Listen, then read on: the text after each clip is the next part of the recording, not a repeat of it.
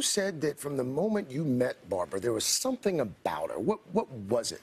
She's so strong, and there's this part of her that we instantly connected on an emotional level. Obviously, we were both widows, and it was still pretty fresh for me, and she'd been at it for a while. She has 4 boys, so life wasn't easy, but we went from kind of a tearful start to laughing hysterically about some of the craziest things, and I thought, yeah, she's my people, right? Because you have to laugh when things get dark. You have to. Yeah. Yes. And Barbara, you wanted to meet Taya, but you were a little nervous, but you just walked right up to her at an event, right?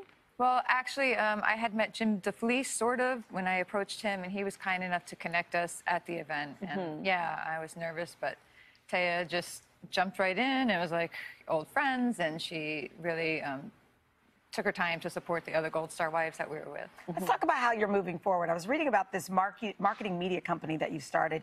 You're bridging personal development with patriotism. Explain that.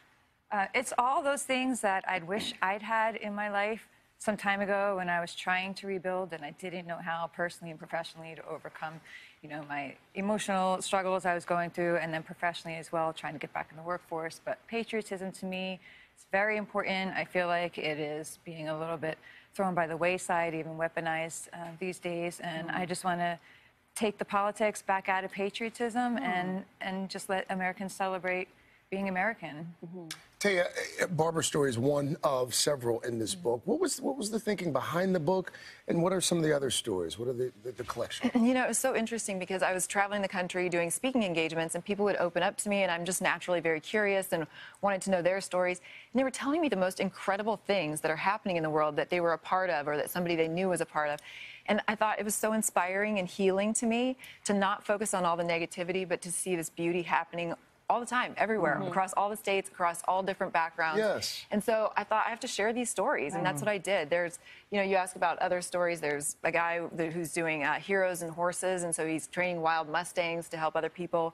There's a guy, Donnie Davis, who and his wife, their Operation Safe Haven is tiny houses for veterans with PTS. We've got Chris Megason, who's made a campus for homeless people in San Diego that everybody in the country should be doing. I firmly believe that. We could, he gets rid of homelessness by actually teaching people how to live again and how to work again, how to save again. Their whole family can go there. It's just incredible stuff, but nobody knows about it. If we knew about it, I think more people would repeat it. It's so inspiring. And tomorrow is Independence Day. Obviously, a lot of people at barbecues having fun, just celebrating the day. But it's also an important day to just stop for a moment and think about history and think about what this country has been through and the people who have helped build this country.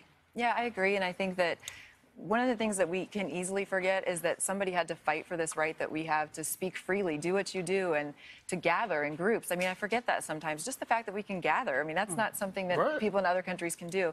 And it came at a cost, and it came with an idea that we don't have to be run by a monarchy. And so I hope that people remember that and value it, and hope that people aren't looking to the government to rule us as they did one day. I don't know if that's... What does the 4th mean to you?